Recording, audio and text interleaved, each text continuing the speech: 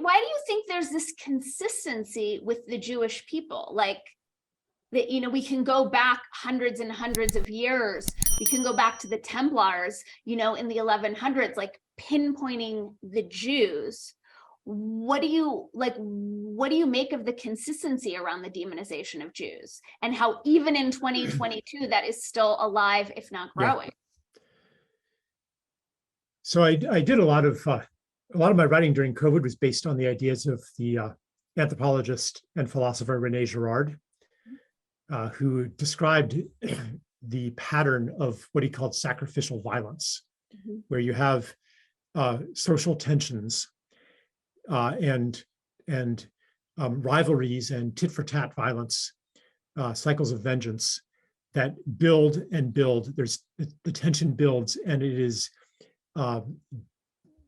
diffused when everybody gangs up on a victim, a scapegoated victim or a class of victims who are dehumanized and made the receptacles of all these projections of evil. They're blamed for all the problems. They are ritually murdered or just murdered.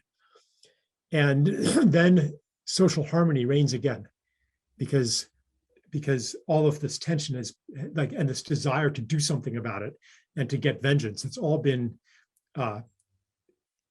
expiated through this killing. So for somebody to fulfill that role, as Girard describes it, they have to be in, but not fully of society. So in some societies, the sacrificial victims would be criminals, prisoners of war, but first the prisoners of war would be somewhat integrated into society, or children who had not yet become full members of society would be sacrificed, because this became highly ritualized. Or even in some societies, the king would, because he was above society, he was not fully of society. So he would be the sacrificial victim, and even encouraged to commit as many heinous acts as he could in order to concentrate evil in his person so that it could be removed. So this is like a very ancient pattern.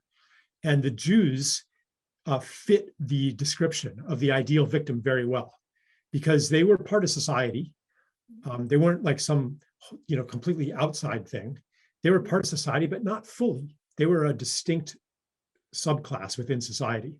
So they met the criteria very well for sacrificial victims. Mm-hmm. And, it happened again and again where if there was a local ruler who was facing civil unrest, he would turn around and blame the Jews here, because otherwise it would be him who would become the projected embodiment of evil. Mm-hmm. So the Jews were actually very useful to maintaining power. And so the rulers would tolerate the Jews for a time, until it became politically necessary to sacrifice them in order to maintain power. Mm-hmm. So you needed somebody like the Jews to maintain the social hierarchy. Mm-hmm. So you're saying that it's fundamental to hierarchy sustaining itself. There always has to be some sort of outgroup. I think it's even deeper than that, because very ancient societies that maybe didn't even have hierarchies yet would engage in this unifying sacrificial violence. Mm-hmm. It is, how to transcend it ultimately requires that we stop exporting evil onto the world and look within at the source of our judgments of others. Mm-hmm. Really, it comes down to transcending the mentality and consciousness of judgment, of, I'm superior to you, and taking full responsibility, full mm-hmm. ownership, and sovereignty. Mm-hmm. And realistically, how quickly, in how many generations or lifetimes do you think that we could, as a singular human species, accomplish that? One. I love that. It'd be a great place to end the podcast if I didn't have so many more questions. What wants to happen. I think